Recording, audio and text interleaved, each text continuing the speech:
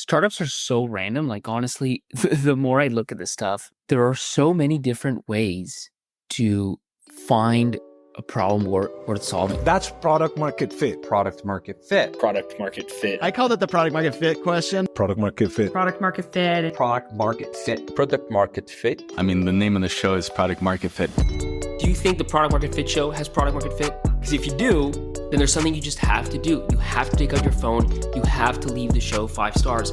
It lets us reach more founders and it lets us get better guests. Thank you.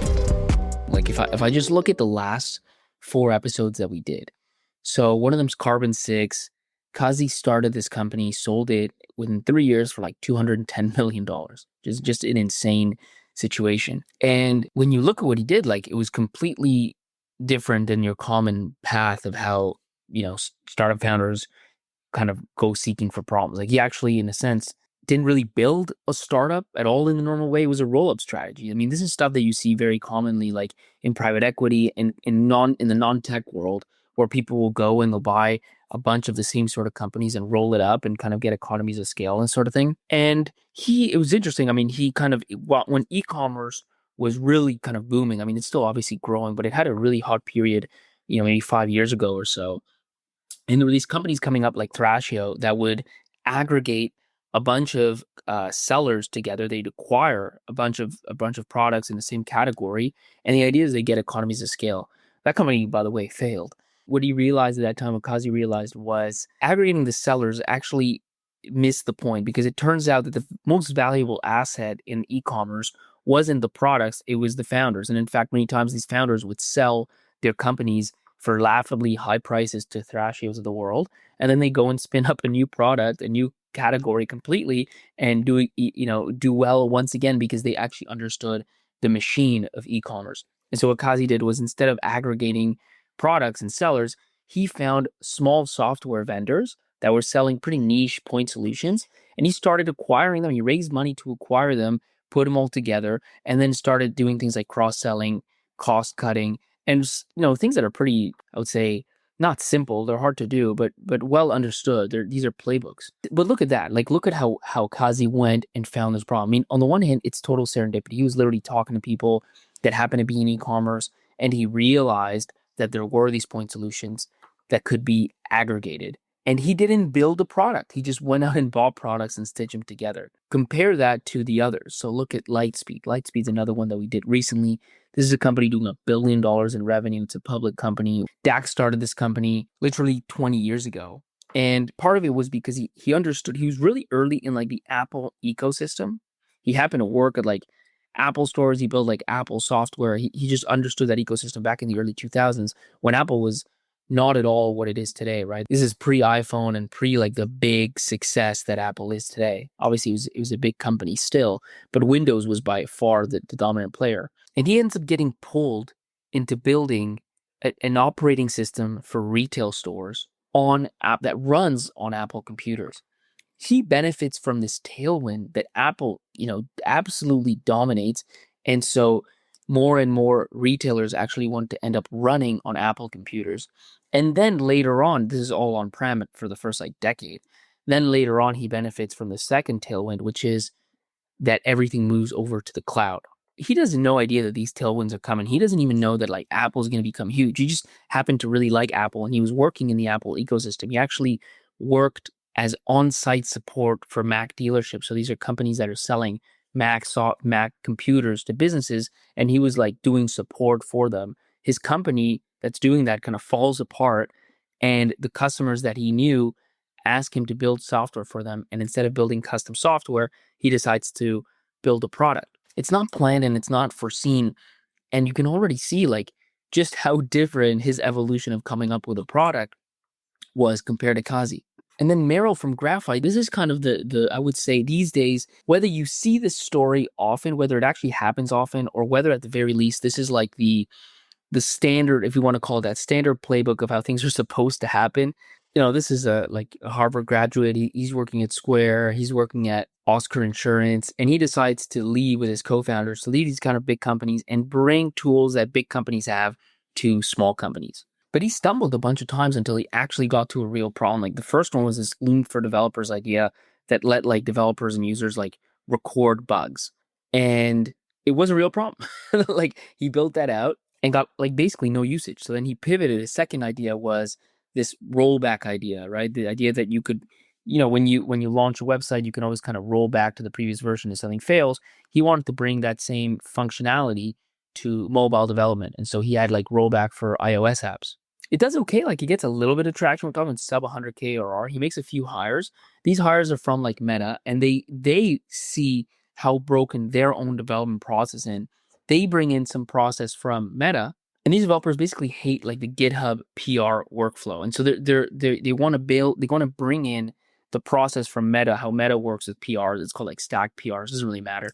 And wants to bring this into the company. The founders realize how big of potential this is, and they decide to build a product to let the entire market and actually sell this out so that people can use this alternative way of kind of creating pull requests and effectively deploying code at scale. And that absolutely takes off. And then the final one, right? You look at Jordan from Vapi, and he drops out of school. So again, like more kind of startup lore, you see more of these, but it's not actually that common. But he drops out of school and he starts this like calendar plugin that lets you like join meetings instantly, kind of gets a little bit of hype early on and then flatlines for $500,000 for years, like for 3 years. He decides to abandon it, not build it anymore. He moves from Toronto to SF, and he's literally just like messing around, trying to come up with a new idea. He still has this revenue stream happening, so he's got runway, but he has no idea what he wants to build, and he's spending no time on it.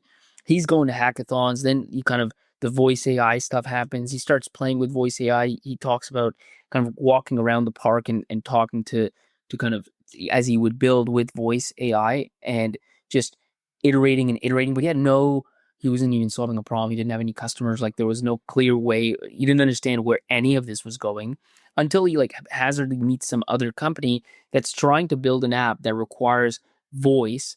And he realizes that he's already built a lot of that layer himself. And so he can kind of be this stack on top of, foundational models that enables kind of the last mile, he calls it the last mile of voice AI, so people can build voice AI apps. And that absolutely takes off. He actually grew to 10 million ARR in a year, which is exceptional. But look at these 4 different ways. Like I'm talking, like if you were to do 100 startups, you could probably bucket the way the ideas happen into a few different into not 100 ways, but it's not going to be like 3 or 4 different ways. There's so much randomness and serendipity that play into these origin stories of these startups. So from a roll-up strategy to a simply following kind of one step after the other for Lightspeed and just not even like just letting yourself effectively get pulled by what you like, to the more, deciding to start a startup a little bit more crafted playbook, but even then having to pivot and pivot and pivot until you stumble upon a problem, not because of something you figured out, but because of somebody you happened to hire to build another of the pivots that was actually a failed pivot. And then finally to just abandoning everything and just playing around with tools, with products, and again, serendipity leading from one thing to the other. I think what you learn from this is like there is no straight line here. There really is no straight line. I think as a founder, like I remember, you come up with an idea, you think it makes just so much sense, you craft a pitch, you craft a deck, a business plan, and so on, and you just kind of go for it, and you don't realize just the successes that you admire, how many zigs and zags and how much randomness there was for them to end up where they truly ended up, and just how many different ways. And the other thing is, sometimes you kind of hear, especially on podcasts and whatever, like VCs and founders tell you like, this is the way it's supposed to be, this is the wrong way of doing it, as though there were truly like one path and then a bunch of wrong paths. And I think what you realize when you hear these stories is there are so many different paths to success and paths to failure, frankly. But fundamentally, you're always trying to get to the same place, which is this concept of true product market fit, which is where you have a product, however it is that you ended up there, that really is getting pulled by the customer. And this is another thing that I do think when you look at commonalities here, this is something you'll see, which is you hear about, and obviously we look at the titles of these companies, like, the AI voice one going from 0 to 10 million in a year. You look at Graphite, it's also like 0 to 1 in like 10 months. But before that, before he went either of these, right? One of them was 3 years on basically flat before he then went to 10 million in a year. The other one was also a couple of years and 3 pivots before he went from 0 to 10, from 0 to 1 in 10 months. And then Lightspeed actually took 3 years to get to a million. Carbon 6 is a little different because it's a roll up. But I think there's this big misconception in startup land, which is around getting to a million as fast as you can. There's a lot of pressure, I think, in the early stages of going from 0 to 1 like in a year, right? 0 to 1 under a year is top decile. And I used to put a lot of weight on this myself, to be honest. And it is like when it happens and you do go to 0 to 1 in a year or even faster, 0 to 10, it's obviously like an amazing situation. And it's not a bad thing at all, actually. It's most likely a good thing. But it's most likely a good thing if it is a byproduct and not the focus itself. Because I think what's happening in many cases is this has become so important that two things happen. First of all, the founders that don't get from 0 to 1 to a million fast already get dejected and feel like they're doing something wrong. And the second thing is some founders get from 0 to 1 million fast because they are making it the objective. And if you just think about it from first principles, like if my goal is to get to a million in ARR, what am I going to do? I'm going to find a market that's well defined. I'm going to find a product that has clear demand. I'm going to probably make it 10, 20% better. I'm going to go crazy on sales and marketing. And that's probably the easiest way, not to say it's easy, but that's the easiest way to get to a million in ARR fast.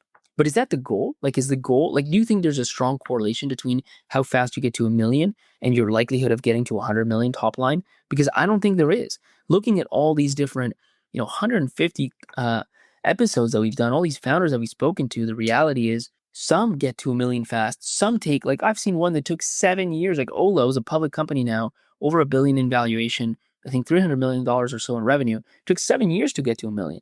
Now, I don't recommend, and I'm not saying you should try to take as long as you can to get to a million. That's obviously not the case. And you do have to wonder why it is, if it's taking you a long time, why is it taking you a long time? But there are good reasons. Like sometimes the market is just only moving so fast. Sometimes if you're bootstrapped, it might take longer.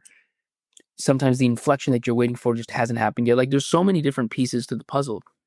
The important thing isn't how fast you get to a million, but whether when you get to a million, you have clear, insane product market fit so that the rest of the journey is a tailwind. Like going back to that thought example, if my goal is to get to a million and I start in a well-defined market and I just do copycat type product, 10, 20% better, I go crazy on sales and marketing, I'm not really building a strong asset. So at some point, there's just going to be 10 times as many players. The difference that I have is going to be smaller. And the impact that I can have through pure sales and marketing, all that stuff is going to wither away. Like the CAC is going to get worse. My efficiency is going to get worse. All that stuff is just only scalable up to a point. They're all levers. Like great sales and marketing is a lever, but only if you have a solid product to begin with. And if your product is differentiated enough and you have enough of a difference of approach between what other people are doing, different enough positioning, then you can keep that difference for longer. And that's going to be a tailwind for you long term. It may not get you to a million ARR fast, but it'll help you get to 10 and 100 million later on. And that is the real goal. Listen, when you go to like a restaurant, you eat a nice, meal, maybe a fancy one, maybe not. Do you leave a tip? I assume you probably leave a tip. You probably leave a tip 100% of the time. Well, guess what? A review is just like a tip. And I know you haven't been leaving one. So just like the waiter that doesn't get a tip after hours of great service, I'm getting a little frustrated. So take your phone out and leave a review. It helps the show move up rankings. It helps us get better guests. It doesn't just help me. It helps way more founders. Thank you.